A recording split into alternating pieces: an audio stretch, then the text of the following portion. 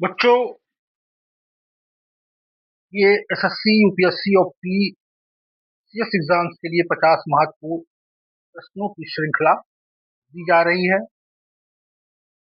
और यह संग्रह जो है प्रतियोगी परीक्षाओं की तैयारी कर रहे छात्रों के लिए बहुत ही सहायक सिद्ध होगी। और इसमें हम विकल्प दिए गए हैं और विकल्प के उत्तर भी हमने आपको बता दिए हैं, ताकि आपका एक प्रकार से इस एमसीक्यू के माध्यम से पुनरावृत्ति हो जाए। इसकी व्याख्या भी हम कर देंगे, ठीक है। तो इसको आप लोग देख लीजिए। तो इसमें 50 एमसीक्यू हैं और सारे प्रश्न बहुत इंपॉर्टेंट हैं। एमसीक्यू शुरू करने से पहले हम आप लोगों से रिक्वेस्ट करते हैं कि आप हमारे चैनल को सब्सक्राइब कीजिए, लाइक कीजिए, इसको ज़्यादा से ज़्यादा शेयर कीजिए, ताकि हम अच्छे से अच्छा कंटेंट बनाने के लिए प्रोत्साहित हों। अभी हमारा चैनल नया है, सब्सक्राइबर की हमको बहुत आवश्यकता है और कंटेंट हम आपको बेहतरीन से बेहतरीन देंगे, ठीक है। बस यही है कि आप हमारे चैनल को सब्सक्राइब कीजिए, लाइक कीजिए और इसको शेयर कीजिए, ठीक है। हम अपना एमसीक्यू शुरू करते हैं। तो सबसे पहला भारतीय राज्य व्यवस्था से प्रश्न उठाया गया है। पहला क्वेश्चन है, भारतीय संविधान के किस अनुच्छेद के तहत अस्पृश्यता का अंत किया गया है? ठीक है, फिर से एक बार बोल दे रहे हैं। भारतीय संविधान के किस अनुच्छेद के तहत अस्पृश्यता का अंत किया गया है? तो हमारा इसका आंसर होगा भारतीय संविधान के अनुच्छेद 17 के तहत अस्पृश्यता का अंत किया गया है, ठीक है। तो वर्तमान में सभी प्रकार की अस्पृश्यता का वजूद नहीं है, अस्पृश्यता का अंत हो गया है और इसका किसी भी व्यवहारिक रूप में योग निषिद्ध है। और अस्पृश्यता के आधार पर किसी भी प्रकार की निर्योग्यता यानी कि भेदभाव लागू करना कानून के अनुसार दंडनीय अपराध होगा, ठीक है। चलिए आप लोग बताइए, इसके अतिरिक्त एक क्वेश्चन है, भारतीय संविधान का अनुच्छेद 18 किस बात पर है? जो लोग इसका आंसर जानते हैं वे कमेंट में अपना उत्तर लिख दीजिएगा, ठीक है। उसका नाम हम लेकर जरूर पुकारेंगे, ठीक है। तो हम बता दे रहे इसका आंसर, भारतीय संविधान का अनुच्छेद जो है वो किसी भी प्रकार की उपाधियों के उन्मूलन से संबंधित है। राज्य जो हो सकता है किसी भी नागरिक को उपाधि प्रदान नहीं करेगा। केवल कुछ प्रकार की उपाधियां जैसे सैन्य और शैक्षणिक सम्मान की उपाधियां दी जा सकती हैं।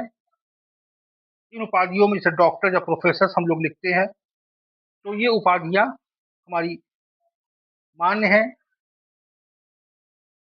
तो अनुच्छेद 17 हमारा अस्पृश्यता का अंत है और अनुच्छेद जो है 18 है ये उपाधियों के उन्मूलन से संबंधित है। तो दूसरा क्वेश्चन हमारा है, भारत के राष्ट्रपति को पद की शपथ कौन दिलाता है? तो इसका आंसर जो होगा वो डी होगा।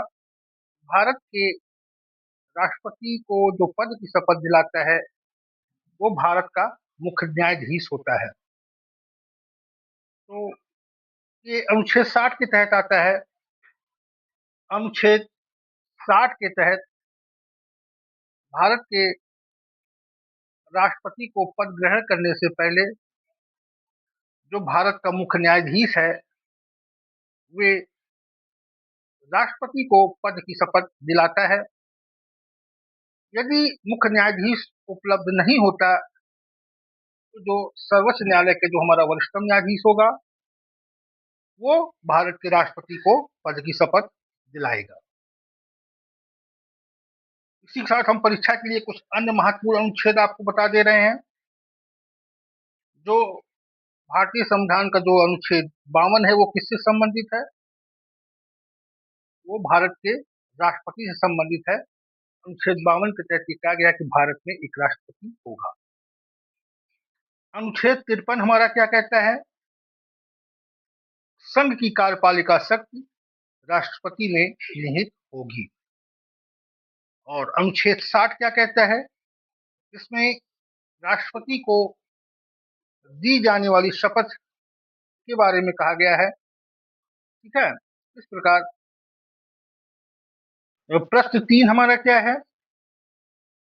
भारत के संविधान का कौन सा भाग राज्य के नीति निर्देशक तत्वों के अंतर्गत आता है? इसका आंसर आप सभी लोग जानते होंगे। जो भारतीय संविधान का भाग 4 है वो नीति निर्देशक तत्व के अंतर्गत आता है। इसमें अनुच्छेद 36 से लेकर 51 तक के अनुच्छेद आते हैं। भारतीय संविधान का भाग 4 नीति निर्देशक तत्व से संबंधित है। भाग 4 का किससे संबंधित है? अपना अपना आंसर आप लोग बताइए। 4 का मौलिक कर्तव्य से संबंधित है। ठीक है, चलिए हम प्रश्न 4 की तरफ आगे बढ़ते हैं। पंचायती राज व्यवस्था को संवैधानिक दर्जा किस संशोधन के द्वारा दिया गया है? मोस्ट इंपॉर्टेंट क्वेश्चन, परीक्षाओं में प्रायः पूछा जाता है, कई बार पूछा गया है। इसका आंसर सभी को पता होना चाहिए। तो इसका आंसर होगा 73वें संविधान संशोधन।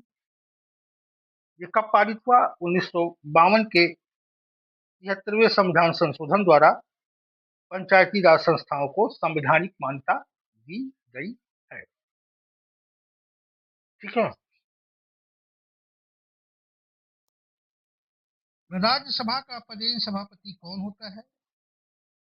अच्छा क्वेश्चन है, सब लोग को पता होगा। जो राज्यसभा का पदेन सभापति होता है वो भारत का उपराष्ट्रपति होता है। अनुच्छेद 64 में यह प्रावधान किया गया है कि भारत का उपराष्ट्रपति राज्यसभा का पदेन सभापति होगा। छठे क्वेश्चन की तरफ चलते हैं। शिक्षा का अधिकार किस वर्ष मौलिक अधिकार बनाया गया? बहुत इंपॉर्टेंट क्वेश्चन है। Right to education. ठीक है, तो हमारा आंसर होगा 86वें संविधान संशोधन 2002 के माध्यम से शिक्षा को मौलिक अधिकार बनाया गया है। और ये संविधान के अनुच्छेद 21A में रखा गया है। संविधान के अनुच्छेद 21A के द्वारा जो कहा गया है कि 6 से 14 वर्ष के बच्चों के लिए निःशुल्क एवं अनिवार्य प्राथमिक शिक्षा होगी। ठीक है, ये जो शिक्षा एक मौलिक अधिकार का भी विषय वस्तु है और निर्देशक तत्वों में भी ये शामिल किया गया है। प्रश्न 7 है हमारा, संसद के 2 सत्रों के बीच अधिकतम कितना अंतराल हो सकता है? इसका आंसर हमारा होगा 6 महीने। ठीक है, संविधान के अनुसार संसद के 2 सत्रों के बीच 6 महीने से अधिक का अंतर नहीं होना चाहिए, यानी कि साल में कम से कम 2 सत्र अनिवार्य है। प्रश्न 8 है, लोकसभा का कार्यकाल कितनी बार 6 वर्ष तक बढ़ाया गया है? तो इसका आंसर हमारा 1 होगा। आपातकाल के समय 1975 में 5वीं लोकसभा का कार्यकाल जो है वो 1 वर्ष के लिए बढ़ाया गया था। इसके लिए 42वें संविधान संशोधन द्वारा लोकसभा का कार्यकाल 6 वर्ष कर दिया गया था, जिसे बाद में 44वें संविधान संशोधन द्वारा पुनः 5 वर्ष कर दिया गया। ठीक है, इसके विषय में थोड़ा हम और जान लेते हैं। भारतीय संविधान के अनुच्छेद 83(2) के अनुसार जो लोकसभा का कार्यकाल होता है वो सामान्यतः 5 वर्ष का होता है, लेकिन इमरजेंसी के समय 1975 में इंदिरा गांधी जब हमारी प्रधानमंत्री थी, उनके कार्यकाल में जो 5वीं लोकसभा थी उसका कार्यकाल जो है 6 वर्ष कर दिया गया था। चलिए अगले क्वेश्चन की तरफ चलते हैं। प्रश्न 9 हमारा है, वित्त आयोग का गठन कौन करता है? मोस्ट इंपॉर्टेंट क्वेश्चन सभी परीक्षाओं के लिए। तो भारतीय संविधान के अनुच्छेद 280 के अनुसार वित्त आयोग का गठन जो है वो राष्ट्रपति करता है। प्रश्न 10 की तरफ चलते हैं। भारत में मुख्य चुनाव आयुक्त की नियुक्ति कौन करता है? तो इसका आंसर होगा राष्ट्रपति। ठीक है, तो जो निर्वाचन आयोग के मुख्य चुनाव आयुक्त होते हैं और अन्य आयुक्त होते हैं, उनकी नियुक्ति राष्ट्रपति के द्वारा की जाती है। ठीक है, ये महत्वपूर्ण प्रश्न है। अच्छा, किस अनुच्छेद के तहत मुख्य चुनाव आयोग की नियुक्ति होती है? इसका आंसर आप लोग कमेंट में जरूर बताइए। चलिए हम बता देते हैं इसका आंसर। भारतीय संविधान के अनुच्छेद 324 के तहत भारत में चुनावों के संचालन से संबंधित निर्देशन के लिए और नियंत्रण का जो दायित्व होगा वो भारत के निर्वाचन आयोग को दिया गया है। तो अनुच्छेद 324 के तहत निर्वाचन आयोग तथा मुख्य चुनाव आयुक्त दोनों की नियुक्ति होती है। इस प्रकार ये हमारे 10 प्रश्न जो रहे वो भारतीय राज्य व्यवस्था से संबंधित रहे। अब हम अपने विषय इतिहास की तरफ चलते हैं, इंडियन हिस्ट्री की तरफ। इसके विषय हम आप लोगों से प्रश्न पूछते हैं। हमारा प्रश्न 11 है, हड़प्पा सभ्यता की खोज किस वर्ष हुई थी? इसका आंसर होगा 1921 में। इसने किया था दयाराम साहनी ने। दयाराम साहनी ने 1921 में हड़प्पा स्थल की खोज की थी। ठीक है, इस समय हड़प्पा जो है ये कहां पर है? इसका आंसर आप लोग कमेंट में बताइए। प्रश्न 12 आता है, वेदों की ओर लौटो का नारा किसने दिया? तो ये आर्य समाजियों का नारा था, जो आर्य समाज के संस्थापक हमारे थे स्वामी दयानंद सरस्वती जी। आर्य समाज के संस्थापक स्वामी दयानंद सरस्वती ने वेदों की सर्वश्रेष्ठता स्थापित करने के लिए ये नारा दिया था, वेदों की ओर लौटो। तो प्रश्न 13 हमारा आता है, गांधी इरविन समझौते पर कब हस्ताक्षर किया गया था? तो जो गांधी इरविन समझौते पर जो हस्ताक्षर किया गया था ये 1931 में किया गया था। 5 मार्च 1931 को महात्मा गांधी और गांधी इरविन के बीच एक समझौता हुआ था। उसी में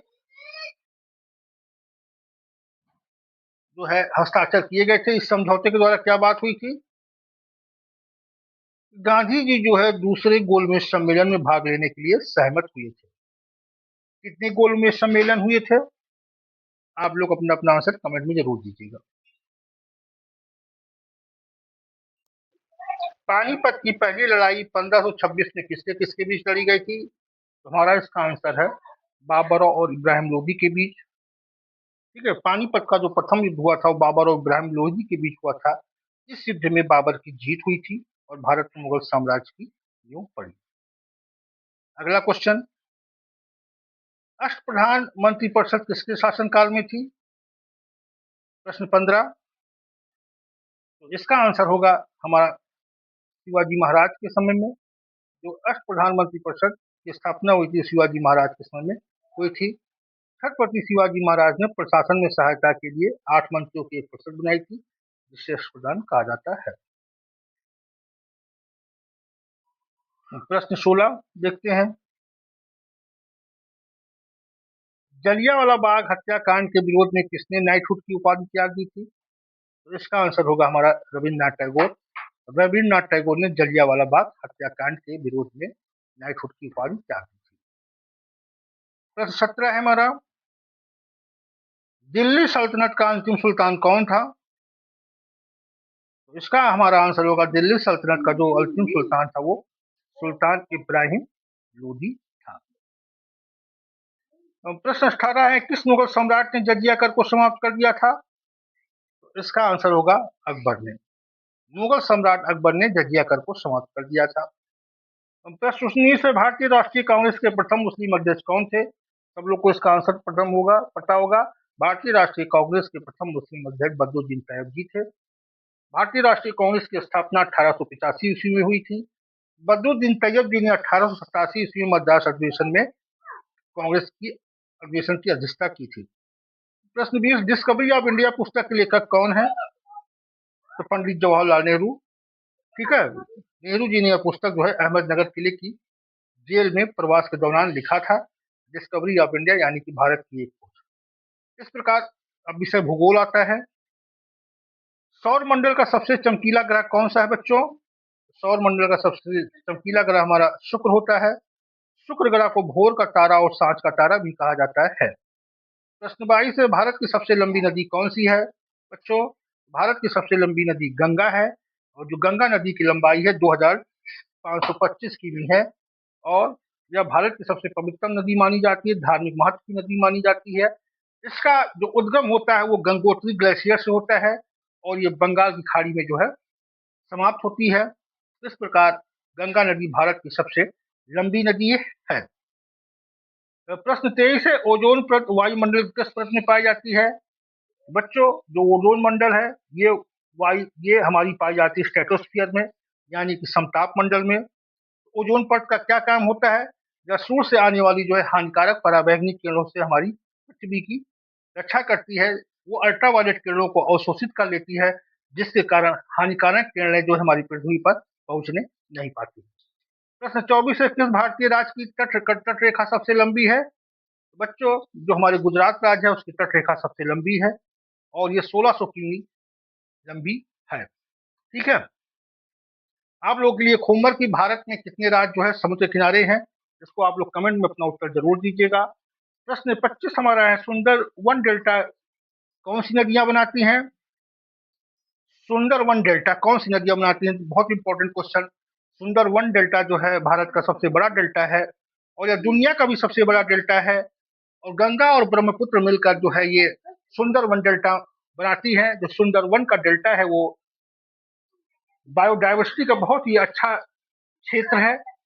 ठीक है, जैव विविधता का बहुत बहुत बड़ी प्रचुर मात्रा में वहाँ जैव विविधता पाई जाती है। ठीक है, इस तथ्य को आप याद कीजिएगा। प्रश्न 26 हमारा है, भारत का मानक समय किस शहर से होकर गुजरता है? तो इसका आंसर होगा जो भारत का मानक शहर है वो हमारा मिर्जापुर से होकर गुजरता है। ठीक है, मिर्जापुर एक अलग जनपद हो गया है तो ये इलाहाबाद के निकट का स्थान है। ठीक है, और ये 82.5 डिग्री पूर्वी देशांतर रेखा पर आधारित है। नाथुला दर्रा भारत के किस राज्य में स्थित है? बहुत ही इंपॉर्टेंट क्वेश्चन है। जो नाथुला दर्रा है ये हमारे भारत के सिक्किम राज्य में स्थित है। नाथुला दर्रा भारत और चीन के बीच व्यापार के लिए एक महत्वपूर्ण मार्ग है। इस दर्रे के द्वारा भारत और चीन के बीच व्यापार प्रचुर मात्रा में होता है। ठीक है, सिक्किम में स्थित है। ठीक है, इस तथ्य को आप याद रखिएगा। प्रश्न नंबर 28 है, वायुमंडल में सर्वाधिक मात्रा में पाई जाने वाली कौन सी गैस है? तो मित्रों, बच्चों, जो वायुमंडल में सबसे ज्यादा मात्रा में हमारी गैस पाई जाती है वो नाइट्रोजन है। लगभग 78% ये पाई जाती है जबकि हमारी ऑक्सीजन की मात्रा जो है 21% है। ठीक है, वायुमंडल में कौन कौन सी गैसें पाई जाती है? नाइट्रोजन हुआ, ऑक्सीजन हुआ, ठीक है, इसमें कार्बन डाइऑक्साइड हुआ, हीलियम हुआ, नियान हुआ, तमाम अक्रिय गैसें पाई जाती हैं लेकिन सबसे ज्यादा मात्रा हमारी नाइट्रोजन की होती है। प्रश्न हमारा 29 है, चिल्का झील किस राज्य में स्थित है? तो चिल्का झील बच्चों एशिया की सबसे बड़ी खारे पानी की झील है और ये लैगून प्रकार की झील है और ये उड़ीसा में हमारी स्थित है। ठीक है,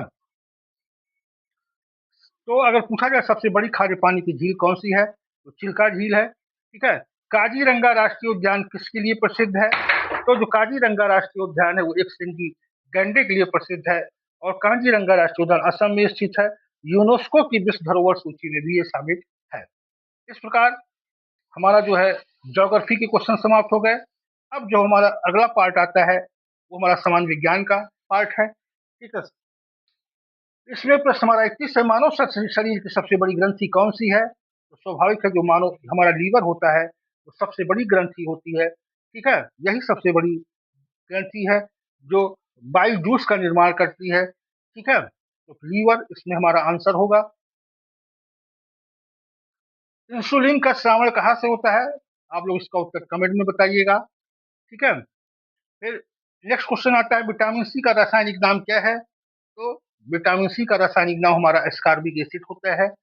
इसी के साथ विटामिन सी की कमी से स्कर्वी नामक रोग होता है। ठीक है, विटामिन बी की कमी से बेरी नामक रोग होता है। विटामिन ए की कमी से रेटिनॉल नामक रोग होता है, जिसको हम रतौंधी भी कहते हैं। ठीक है, इसी प्रकार विभिन्न विटामिन के कौन कौन से स्रोत है, इसको भी आप लोग तैयार कर लीजिएगा। प्रश्न 33 हमारा है, ध्वनि की तीव्रता मापने की इकाई क्या है? ध्वनि की तीव्रता मापने की इकाई डेसिबल होती है। डेसिबल का उपयोग ध्वनि के स्तर को मापने के लिए किया जाता है। प्रश्न 34 है, सूर्य के प्रकाश से हमें कौन सा विटामिन प्राप्त होता है? सूर्य के प्रकाश से हमें विटामिन डी प्राप्त होता है। इसीलिए हमको धूप में के संपर्क में रहने की सलाह दी जाती है। विटामिन डी का जो है वो संश्लेषण करता है जो सूर्य की प्रकाश की किरणें होती है। 35 प्रश्न नंबर है, बिजली के तत्व बल्ब का फिलामेंट किस धातु का बना होता है? तो इसका आंसर होगा टंगस्टन। बिजली के बल्ब का जो होता है वो टंगस्टन का बना होता है। क्यों बना होता है? क्योंकि टंगस्टन गलनांक बहुत अधिक होता है, इसलिए ये जब टेम्परेचर हाई हो जाता है तो पिघलता नहीं है। इंसुलिन की कमी से कौन सा रोग होता है? आप लोग सभी लोग जानते होंगे इसका आंसर। डायबिटीज जो होता है वो इंसुलिन की कमी से होता है। ठीक है, इंसुलिन का श्रावण कहाँ होता है? ये अग्नाशय जो हमारी ग्रंथि होती है वहां से होता है। प्रकाश वर्ष किसकी इकाई होती है? तो सब लोग इसका आंसर जानते होंगे। जो प्रकाश वर्ष होता है वो खगोलीय दूरी को मापने के लिए प्रकाश वर्ष का उपयोग किया जाता है, ये दूरी की इकाई होती है। तो 38 है, लाफिंग गैस का रासायनिक नाम क्या है? तो ये नाइट्रस ऑक्साइड होता है रासायनिक गैस का रासायनिक नाम। इसे सूखने पर उत्तेजना होती है और व्यक्ति हंसने लगता है। 39, कोशिका का पावर हाउस किसे कहा जाता है? माइटोकॉन्ड्रिया को कोशिका का पावर हाउस कहते हैं। ठीक है, माइटोकॉन्ड्रिया जो होता है ये कोश के श्वसन के माध्यम से ऊर्जा के बंडल जो पैकेट होते हैं जिन्हें हम एटीपी बोलते हैं उसका निर्माण करता है। एटीपी यानी कि एडिनो ट्राइफॉस्फेट होता है। 40, लोहे पर जंग लगना किसका उदाहरण है? तो ये एक रासायनिक क्रिया होती है। ये क्यों जंग लगती है? ऑक्सीजन और नमी की उपस्थिति से लोहे पर आयरन ऑक्साइड की परत बन जाती है, जो वही जंग होती है। फिर अगला जो हमारा टॉपिक आ गया भारतीय अर्थव्यवस्था, इससे संबंधित प्रश्नों को हम देखते हैं। ठीक है, प्रश्न बराबर पूछे जाते हैं, इस चीज को भी आपको तैयार करना है। तो भारत में जीएसटी कब लागू किया था? बहुत मोस्ट इंपोर्टेंट क्वेश्चन है। ठीक है, तो भारत में जो जीएसटी की शुरुआत हुई थी वो 1 जुलाई 2017 से हुई थी। ये इसका उद्देश्य क्या था? एक राष्ट्र एक कर, इसका उद्देश्य था।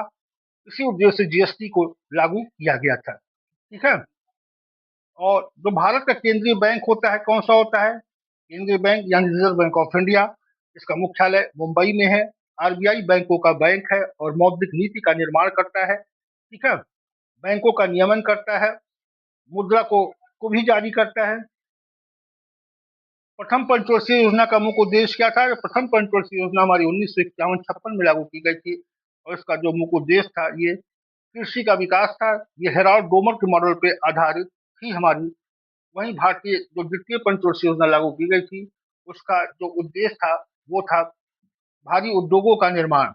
ठीक है, फिर भारत में नीति आयोग का गठन कब किया गया था? योजना आयोग को समाप्त कर दिया गया 2015 में, और 2015 में ही नीति आयोग का गठन किया गया है।